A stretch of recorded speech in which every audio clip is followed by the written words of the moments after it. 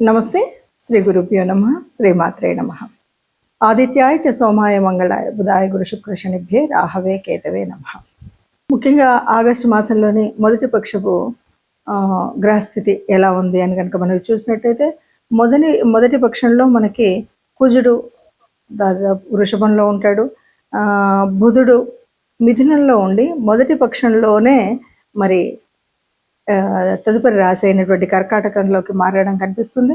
తర్వాత గురువు రవి మొదటి పక్షంలో ఇద్దరు కూడా కర్కాటక రాశిలో ఉంటారు. సింహరాశిలో కేతువు అలాగే శుక్రుడు ఈ ఇద్దరు మొదటి పక్షంలో ఉండి 2వ తారీఖు మార్పు కనిపిస్తుంది. ఇక తదుపరి రాహువు మనకు కుంభంలో కనిపిస్తాడు, మీనంలో శని. ఇది మనకు మొదటి పక్షంలో కనిపించేటువంటి గ్రహాల యొక్క ఉపస్థితి. 2026 ఆగస్టు గోచార ఫలితాల్లోకి వెళ్ళినట్టయితే ముందుగా గోచార ఫలితాలు తెలుసుకునేటప్పుడు చంద్ర గ్రహ స్థితిని బట్టి చెప్పేటువంటి స్థితి కనుక ఇది మన రాశి నుండి చూసేటువంటిది. అందులో భాగంగా మరి ప్రతి నెలలో చెప్పుకున్న ఈ గోచార ఫలితాలు దాదాపు కోటాను కోట్లలో మనకి జన్మజాతకంలో ఉన్నటువంటి కుండలికి దీనికి ఉండేటువంటి వ్యత్యాసం అయితే ఉంటుంది. కానీ వచ్చేటువంటి మారేటువంటి గ్రహాల యొక్క యుతి, దృష్టి, వీటిని బట్టి వక్రగతి, వీటిని బట్టి కొన్ని మార్పులు అయితే ఉంటాయి. ఆ మార్పులకు అనుగుణంగా మనం చేసుకోవాల్సినటువంటి ముందు జాగ్రత్త చర్యలు, దాని గురించి మనం ఇప్పుడు కూడా ఈ గోచార ఫలితాలు తెలుసుకుంటాం. అయితే ఆగస్టు మాసంలో ఈ గోచార ఫలితాలకి ఉపస్థితి అయినటువంటి గ్రహాల స్థితి ఎట్లా ఉంది అంటే, ముందుగా మనం చూసినట్టయితే వృషభ రాశిలో కుజుడు ఉన్నాడు. బుధుడు మనకి మిథునంలో ఉండి 6వ తారీఖు కర్కాటకంలోకి వెళ్తాడు. అలాగే కర్కాటకంలో మరి గురువు ఎప్పటి నుండో అక్కడ ఉన్నటువంటి స్థితి ఇంకా అలాగే ఉంటుంది సంవత్సరకాలం. తర్వాత రవి 18వ తారీఖు కర్కాటకం నుండి సింహంలోకి మార్పు చెందుతాడు. ఇక సింహరాశిలో శుక్రుడు, కేతువు మాసం యొక్క మొదటి రోజులో కనిపిస్తే శుక్రుడు తదుపరి కన్యారాశిలోకి వెళ్ళడం కనిపిస్తుంది 2వ తారీఖు. ఇక మరి కుంభరాశిలో రాహు అలాగే ప్రారంభమయ్యి ప్రతి 2.5 రోజులకు మారుతూ ఉన్నటువంటి చంద్రుడు ప్రారంభంలో మనకి రాహుతో కలిసి కుంభరాశిలో కనిపిస్తాడు. ఇక మీనంలో శని వక్రించినటువంటి స్థితి, ఇది అందరికీ తెలిసినటువంటిది. మరి ఇలాంటి గ్రహస్థితి ఉన్నప్పుడు ఏ రాశుల వారికి అంటే 12 రాశుల వారికి ఒక్కొక్కరికి ఏ రకంగా ఉంటుంది అన్నది తెలుసుకుందాం. ఇక మీనరాశి వారికి ముఖ్యంగా ఆగస్టు మాసంలో ఉండేటువంటి ఫలితాలు ఎలా ఉన్నాయి. ఇది చివరి మాసం, చివరి రాశి. ఈ చివరి రాశిలో ఎలా ఉంటుంది అంటే, ఆగస్టు మనకి అర్ధాష్టమ కుజ స్థితి కొంత ఇబ్బంది, అలాగే కొన్ని పనులు, సామాన్య పనులకు కూడా భంగం కాటి.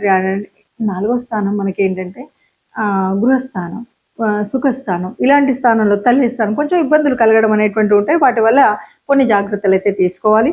అలాగే ఖర్చులకు ముందు చూపు అవసరం. ఏదన్నా సరే ఏదో ఇప్పుడు ఉంది కదా అని గబగబా ఖర్చు పెడితే రేపటి కాలానికి ఇబ్బందులు కలిగేటువంటి స్థితి ఉంటుంది. కాబట్టి ఆ విషయంలో జాగ్రత్తగా ఉండాలి. సహాయ సహకారాలు కోరుకొని ఎవరినో ఏదో ఇస్తారులే ఇప్పుడు ఖర్చు పెట్టేస్తే అనుకుంటే మనం అలాగా మనకు సహాయం చేసే వాళ్ళకంటే వాళ్ళు ఇవ్వను అనడం వల్ల వచ్చేటువంటి నిరాశ మరీ ఎక్కువగా కృంగతీస్తుంది. కాబట్టి ఈ సూచనను తప్పకుండా పాటించి, అలాగే వాహనాలు కానీ యంత్రాలు కానీ వీటి విషయంలో చాలా జాగ్రత్తగా ఉండాలి. ఎందుకంటే కుజుడు 4వ స్థానంలో ఉన్నాడు కాబట్టి చాలాసార్లు మనకి ఇబ్బందులు కలిగించవచ్చు. కాబట్టి వెళ్ళేటప్పుడు ప్రయాణం అప్పుడే కానీ ముందు కానీ ఈ వాహనాల విషయంలో జాగ్రత్తగా ఉండాలి. ఇక విద్యార్థుల విషయానికి కనుక వచ్చినట్టయితే ఒకంత మేలుగానే ఉంటుంది అని చెప్పొచ్చు.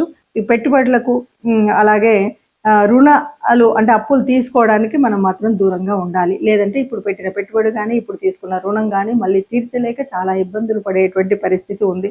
ఈ అయినప్పటికీ కూడా ఏది ఏమైనా మనం ఈ నెలంతా హాయిగా ఉండాలంటే చెప్పబోయే రెమెడీలను చూసి వాటిని ఆనుకూలంగా తీర్చుకున్నట్టయితే హాయిగా ఉంటామని చెప్పాలి.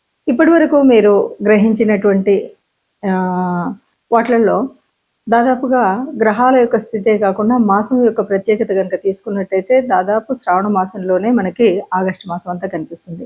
శ్రావణ మాసం అనగానే శ్రావణంలో ఉండేటువంటి పూజలు వ్రతాలు ఒకవైపు, అంతేకాకుండా స్వాతంత్ర దినోత్సవం అనేటువంటి పండుగ కూడా మనకి ఇందులోనే కనిపిస్తుంది. దీనితో పాటు మనం గ్రహాల యొక్క మార్పు వల్ల వచ్చేటువంటి చంద్ర సూర్య గ్రహణాలు అనేది వినబడుతుంది. నిజానికి ఈ 2 గ్రహణాలలో అమావాస్య పౌర్ణమి రోజు వచ్చేటువంటి 2 గ్రహణాలు కూడా మన దేశంలో జరగవు కనుక, మన దేశంలో కనిపించవు కనుక వీటి గురించి అంత ప్రాధాన్యత ఇవ్వడం కానీ, వాటిని గ్రహణ నియమాలను పాటించడం కానీ చేయనవసరం లేదు అని చెప్పొచ్చు.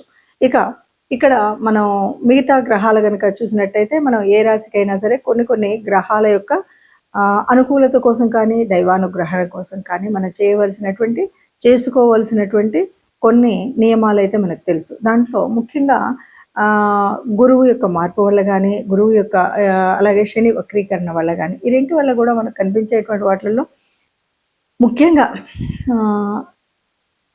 శనివారం శని దోషం అనగానే మనం చేయవలసినటువంటి లక్షణాల్లో, అంటే ఇది అర్ధాష్టమ శని అవ్వచ్చు, లేదా శని మనకి ఏళ్ళనాటి శని ఉన్నటువంటి వాళ్ళు కావచ్చు, శని యొక్క దృష్టి ఉన్నటువంటి వాళ్ళు కావచ్చు, ఎవరైనా సరే మనము 4వ తరగతికి చెందినటువంటి కార్మికులు ముఖ్యంగా వారికి మనం ఆహారం ఏదైనా పంచిపెట్టగలిగిన, లేదా గోశాలకు వెళ్ళి గోశాలలో గోగ్రాసం ఇచ్చిన, లేదు వృద్ధులు పెద్దలు ఎవరికైనా సేవ చేయగలిగిన, వీటి వల్ల ఆ గ్రహం శని గ్రహం వల్ల వచ్చేటువంటి దోష నివారణ మనం చేసుకోవచ్చు.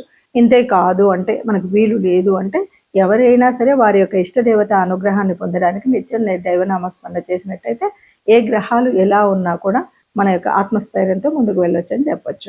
గ్రహాల అనుకూలత కానీ, దైవానుకూలత కానీ కావాలి అంటే మనకి ప్రతిసారి మనం చెప్పుకున్నట్టుగానే జన్మజాతకంలో ఉన్నటువంటి దోషాలు కానీ, గ్రహాల యొక్క స్థితి కానీ ఎందుకు ఉంటుంది అంటే, అది పూర్వపుణ్య ఫలమే అని చెప్పొచ్చు.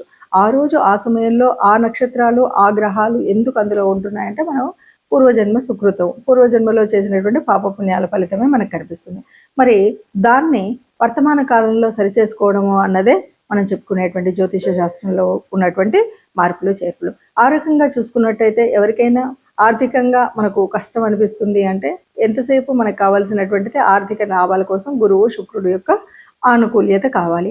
అలా ఆనుకూల్యత కావాలి అంటే ముఖ్యంగా శుక్రుడికి సంబంధించినంత వరకు ఈ మాసం, శ్రావణ మాసం అంటేనే లక్ష్మీదేవి వ్రతాలు చేసేటువంటి మాసం. కాబట్టి లక్ష్మీదేవి యొక్క ఆనుకూల్యత కోసం మనం తప్పనిసరిగా అందరూ పూజ చేసుకుంటాం. అందరం కూడా లక్ష్మీదేవి వ్రతాలు చేసుకోవడం అనేది కనిపిస్తుంది. అదొకటే కాదు, మనం అంతర్లీనంగా చేసేటువంటి అర్థం పరమార్థం కనుక ఆలోచించినట్టయితే, ఎప్పుడు మనం కొన్ని సూత్రాలు నియమాలు చెప్పుకున్నాం. అసలు లక్ష్మీదేవి ఎక్కడ నివసిస్తుంది అంటే, ఎక్కడ స్వచ్ఛత ఉంటుందో అక్కడ ఉంటుంది అంటారు. ఎక్కడ వెలుతురు ఉంటుందో, అక్కడ తేజస్సు ఉంటుందో అక్కడ లక్ష్మీదేవి ఉంటుంది అంటారు. మరి ఈ సత్యం తేజస్సు అనేటువంటి విషయాలు మనకు తెలిసినప్పుడు, ఎక్కడైతే దైవ నామ స్మరణ జరుగుతుందో అక్కడ లక్ష్మీదేవి ఉంటుంది అంటారు. కాబట్టి ఈ లక్ష్మీదేవి ఉండడం కోసం మనం చేసేటువంటి కర్మల్లో ముఖ్యమైనటువంటిది దేవత ఆరాధన అన్నటువంటిది. అంతేకాదు, ఎప్పుడైనా సరే గోమాత అనగానే గోమాతలో సర్వదేవత నిలయం అంటారు. ముఖ్యంగా పృష్ఠభాగంలో లక్ష్మీదేవి యొక్క స్థితి ఉంటుంది అని చెప్తాం. కాబట్టి గోశాలకు వెళ్ళడము అనేటువంటి విషయాన్ని ఇక్కడ మళ్ళీ మనం గట్టిగా చెప్పుకోవాలి. అలాగే ఈ మాసం అంతా కూడా లక్ష్మీదేవికి సంబంధించినటువంటి పూజలు స్త్రీమూర్తులైతే తప్పకుండా వాళ్లే చేస్తారు. ఎవరైనా పురుషులైతే ఈ ఈ గ్రహాల యొక్క మరి ఆ దృష్టి ఆనుకూల్యత కోసం తప్పనిసరిగా ఆ రోజులలో వారు కూడా లక్ష్మీదేవికి పూజ చేసినట్టయితే కొంత అనుకూలత లభిస్తుంది అని మనం చెప్పొచ్చు. ఏదేమన్నా సరే లక్ష్మీదేవి అనగానే అది చాంచల్యం కలిగినటువంటిది అందరికి తెలుసు. లక్ష్మి స్థిరంగా ఒక చోట ఉండదు. కానీ స్థిరంగా ఉండాలి అంటే తప్పనిసరిగా చేయవలసినటువంటి నియమాలు ఇంతకుముందే మనం చాలాసార్లు చెప్పుకున్నాం. అయినప్పటికీ కూడా లక్ష్మీదేవి మన దగ్గర ఉండాలంటే ఎప్పుడు కూడా ఆనందంగా, స్వచ్ఛంగా, సత్యంతో, గాలి వెలుతురు అన్నీ సరిగ్గా ఉండేలాగా ఉండడం, ఏదైనా అపశృతులు రాకుండా చూసుకోవడం అనేటువంటి మాటలు మనం ఎప్పుడు చెప్పుకుంటాం. ఆ విధంగా మనం ప్రవర్తించినట్టయితే, అలాగే సహాయం అనేది ముఖ్యంగా ఎవరైతే బాగా ఉన్న వాళ్ళకి సహాయం చేయడం అని కాదు, ఎవరైతే నిజంగా నిరాశ్రితంగా ఉంటారో వాళ్ళకి మనం సహాయం చేసినట్టయితే, అంటే మనం నారాయణో దేవ అని మనం ఎప్పుడైతే చెప్తామో అలాగా మానవ రూపంలో ఉన్నటువంటి దేవతామూర్తులుగా మనం చూసేటువంటి స్థితి కనిపిస్తుంది. మనుషుల్లోనే మాధవుని చూసేటువంటి పరిస్థితి కనిపిస్తుంది. కాబట్టి మనం ఎవరికైనా సహాయం చేసినట్టయితే లక్ష్మీదేవి మనకు అనుగ్రహిస్తుంది. ఇప్పుడు ఈ పరిస్థితి ఎందుకు అంటే, ఎక్కడైతే గురువు కానీ శుక్రుడు కానీ అననుకూలతగా ఉన్నటువంటి ఏ గ్రహం ఏ రాశి వాళ్ళైనా సరే ఈ రకంగా మనం పూజ చేసినట్టయితే మనకు లక్ష్మీదేవి అనుకూలత పొందొచ్చు.